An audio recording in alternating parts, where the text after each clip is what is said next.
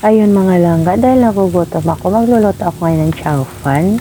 Tara, samahan niyo ako langga, magluluto tayo ng chow fan. Galing na nga pala ako mga langga sa palengke, bumili ako ng siomai. At meron din akong kanin na bahaw at ito, nakikita niyo langga, dinurog-durog ko po siya. At bumili din po ako ng kangkong, ayan. So ang kangkong po langga, chinap ko siya ng peanut, meron din po ako ditong vegetable. At meron din po akong garlic at hiniwa-hiwa ko na rin po yung pinipritong itlog kanina. Bumili din po ako ng 5 pesos na star margarine.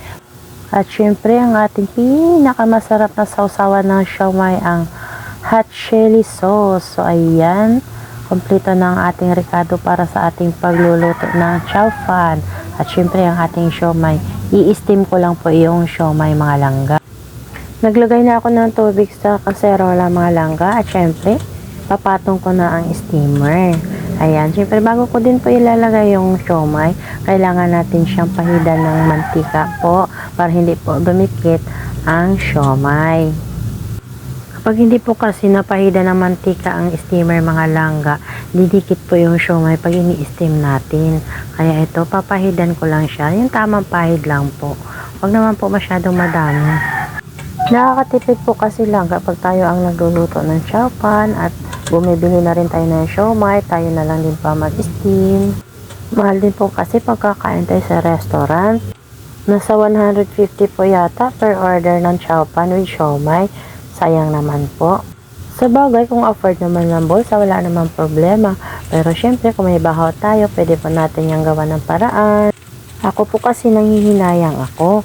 Halimbawa, yung 150, yan po ang per order ng chow fan with siomai. Pero pag nagluluto po ako ng siomai o nag-i-steam, ang 150, marami na po kami nakakakain. Tsaka sulit po talaga pag tayo ang magagawa ng chow fan, tayo ang mag-steam ng siomai kasi pagkatapos natin halimbawa kumain, meron pa ulit tayong babalikan. Kung o-order tayo sa restaurant, pagtapos natin kumain sa halagang 150, syempre wala na po tayong babalik-balikan. Hindi katulad pag tayo ang gumawa, pagkatapos natin kumain, pag ginustulit natin kumain, syempre meron pa ulit tayong kukutin. So ito, isasalang ko na ang siomai mga langga dahil nalagay na natin lahat ng mga siomai sa steamer. Antayin lang natin ng 30 minutes. 30 minutes lang po siya para hindi naman din ma-overcook. At dahil nasalang ko na siya mga langga, ito, umpisan ko na ng luto ang chow fan. At isasalang ko na po langga ang ating kawali. Ayan, star margarine po ang aking gagamitin mga langga. 5 pesos lang po ito ang aking binili. Pwede naman po gumamit ng dairy cream.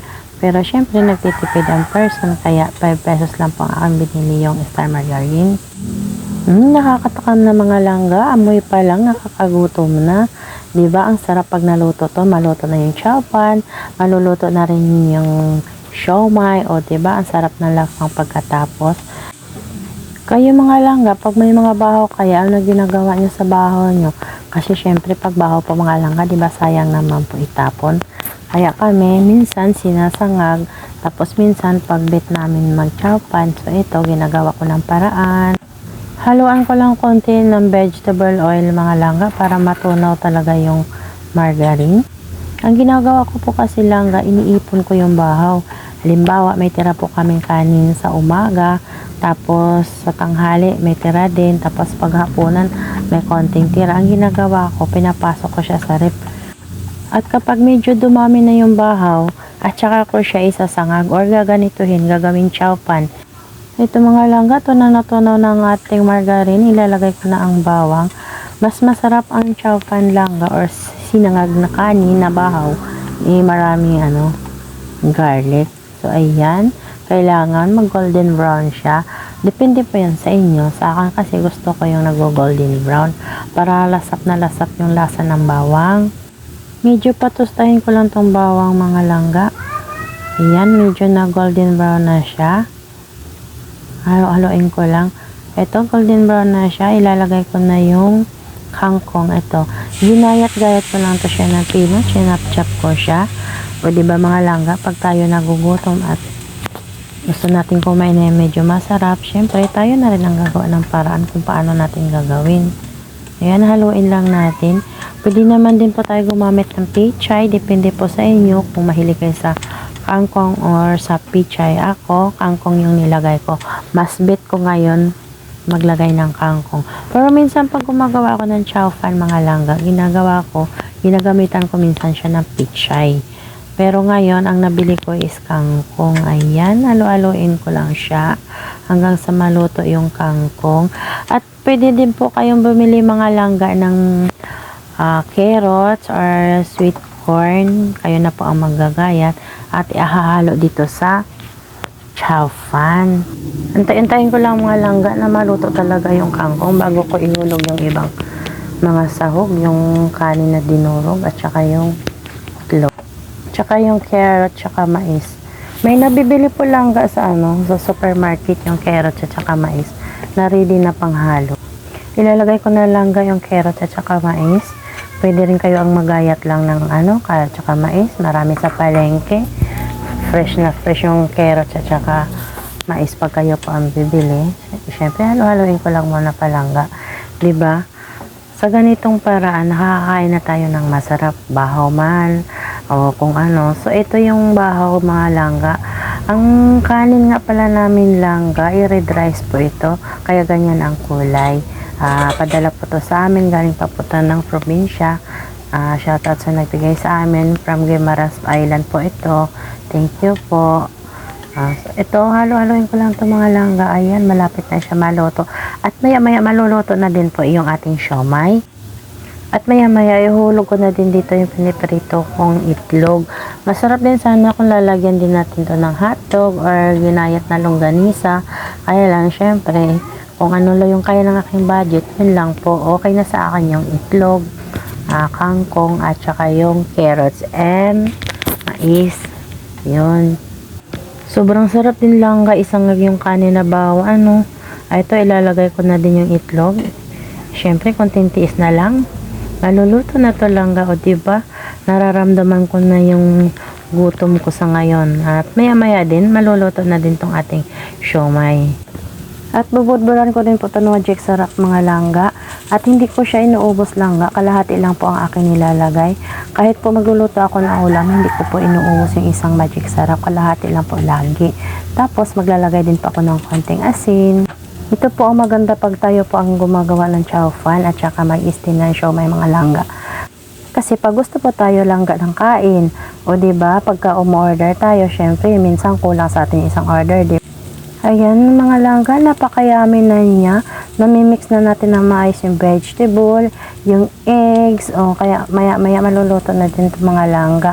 Tsaka maya-maya din konti, titingnan natin yung siomay. Napakayami at healthy nito langga kasi. Kayo din ba mga langga, mahilig din po ba kayo gumawa ng chow fan or magluto ng chow fan? Napakasarap ihain ito sa mga bata mga langga. At ito na nga po, naluto na yung ating ini-steam na siomay. At naka-ready na rin po ang ating chow fan. Ay grabe, natatakam na ako. Luto na kasi ang ating chow fan. At syempre, kukuha tayo ng siomay kasi luto na ang ating siomay.